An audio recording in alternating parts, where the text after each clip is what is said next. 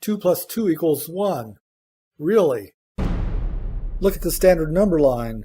From that we know that 2 plus 2 equals 4.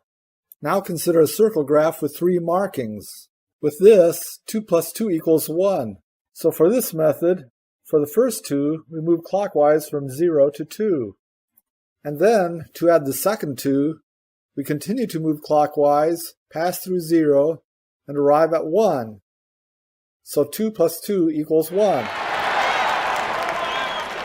One area where we do this is clock arithmetic.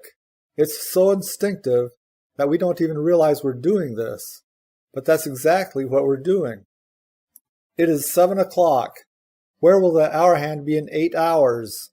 Well, 7 plus 8 is 15. But there's no 15 on the clock face, so it must be 3. 7 plus 8 equals 3. We do this reasoning intuitively, but it's clock arithmetic we're doing. We're using remainders without knowing it. 7 plus 8 equals 15. 15 divided by 12 equals 1, with a remainder of 3. And in 8 hours it will be 3 o'clock. Thus, 7 plus 8 equals the remainder of 3. We divide by 12 because the clock cycles around and around on only 12 numbers. The remainder tells us how far past the 12 we should go. Oh yeah! Now let's get back to the circle with the 3 markings on it. We'll take a look at some modular arithmetic. Hooray! 0 divided by 3 equals quotient 0 with a remainder of 0. 1 divided by 3 equals quotient 0 with a remainder of 1. 2 divided by 3 equals quotient 0 with a remainder of 2. 3 divided by 3 equals quotient 1 with a remainder of 0.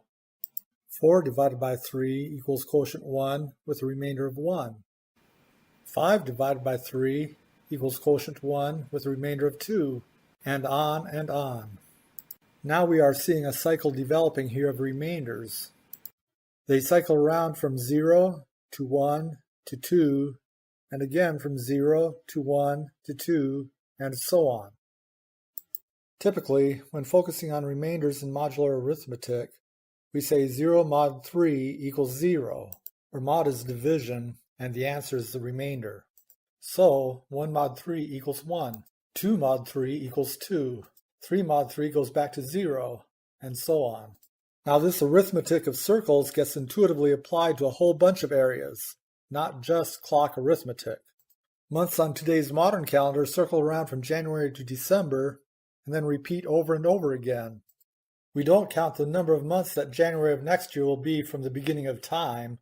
That's unnecessary and way too complicated. Instead, to keep the focus on the information we need, we repeat the months over and over again as the Earth circles the Sun. We use calendar arithmetic to know when to plant crops and when to harvest them. We use calendar arithmetic to observe holidays. We even use calendar arithmetic intuitively in our plans when we go on vacation. After all, math does not need numbers. Oh! We will label months as words or as numbers. January is 1, February is 2, and March is 3. The words and numbers are interchangeable, but both have mathematical properties to them since both are counting mechanisms. Yes! So the daily spin of the Earth drives our clock arithmetic, and the annual orbit around the Sun drives our calendar arithmetic. Trigonometry creates a different kind of circle arithmetic. Trigonometry, which is the math of triangles, overlays triangles on a circle, transforming the math of triangles into a math of circles. You can find different forms of circular arithmetic used in physics, chemistry, biology, fractal design, computer programming, or cryptography, just to name a few fields that will intuitively use forms of circular arithmetic. The focus in these examples isn't the distance you travel. It's more an issue of where on the circle you need to stop. It doesn't matter how many times you've gone around the circle. The position where you stop on the circle regardless of the number of times you go around, is what matters. So what's the point of all this? First of all, no single logical system applies to all things. One set of mathematical principles will apply to a straight line.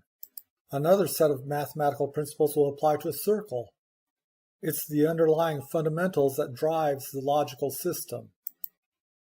Secondly, the logical rules that applied very well to one environment have to yield to the different rules of another environment when new fundamentals take over.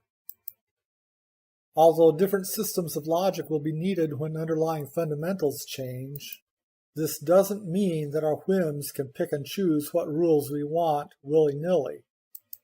Instead, we have to abide by the rules that the new situation dictates. New rules must be discovered. They can't be dictated. Even if you get to choose what the fundamentals are, once you've chosen them, the fundamentals will force their own set of rules on you after that. So, to be effective, we need to understand the true fundamentals of the new environment, and then obey the new laws that the new fundamentals create. If designed right, our new logical system to explain our new environment can serve us very well.